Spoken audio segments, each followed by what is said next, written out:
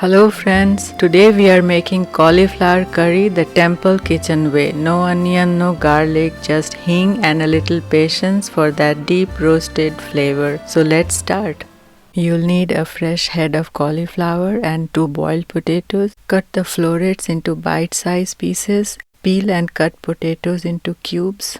Let's prepare the spices for the gravy. In a bowl, take 1 teaspoon of black pepper, 1 teaspoon of coriander powder, 1 teaspoon of cumin powder, 1 teaspoon of garam masala powder, half teaspoon of red chili powder, half a teaspoon of turmeric powder.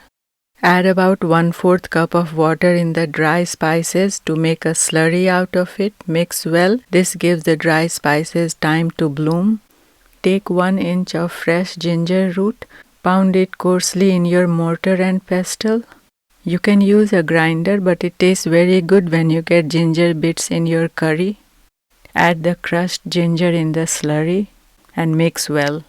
Take 2 ripe tomatoes, wash them and chop them finely. Since we are not using onion and garlic, tomato is the one that will give body to the gravy.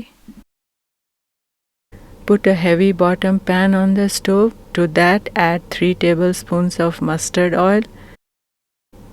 Get the oil truly hot and then add 1 teaspoon of cumin seed. To that, add 2 pinches of hing or asafoetida. Add 1 bay leaf, break it into small pieces.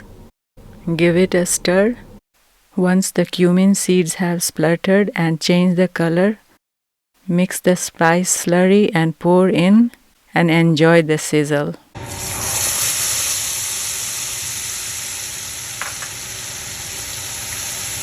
Keep the heat on medium and stir until the raw smell goes away and oil separates. Once you see oil at the top, add your cauliflower florets. Stir the florets in the spices, coating every floret with the slurry of spices. Don't add salt yet because once you add salt, cauliflower will release water and it won't get chance to get charred and you won't get that roasted cauliflower taste.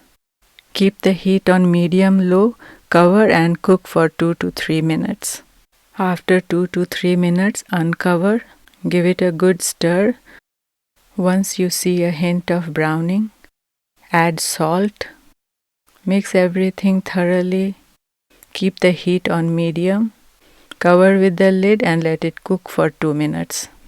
After 2 minutes, uncover the lid and you can see cauliflowers have released significant amount of water. Now add chopped tomatoes, stir everything.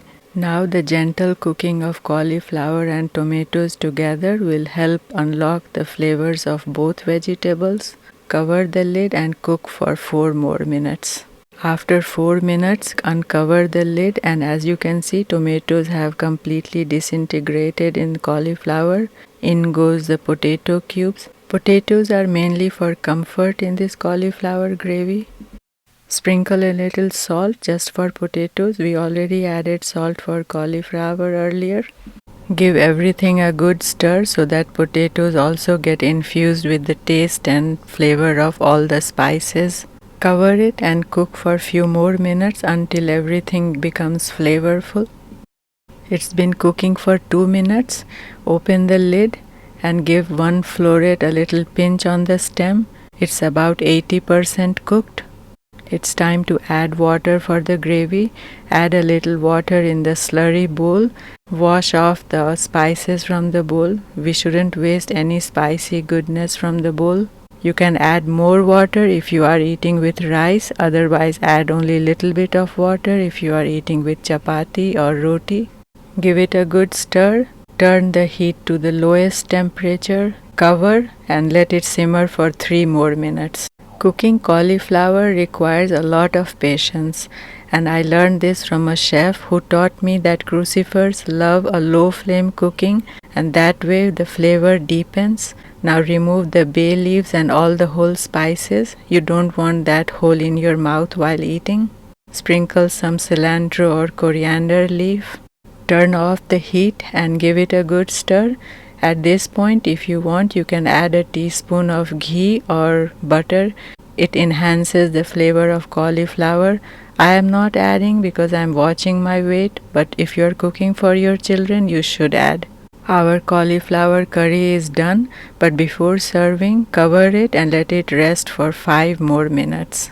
The best part of cooking cauliflower on low and gentle heat is that cauliflower gets cooked through without falling apart and getting mushy. Transfer the curry in a bowl. I can smell the aroma of ghee because I ended up adding ghee because cauliflower and ghee are old friends, so why not? To make it look prettier, I sprinkle some more cilantro. Serve this cauliflower curry hot with plain roti or just plain paratha. It goes well even with plain simple rice. However, it goes best with paratha and mango pickles. And there you have it, my friends. Some nights less is more. No onion, no garlic, just hing and some thyme.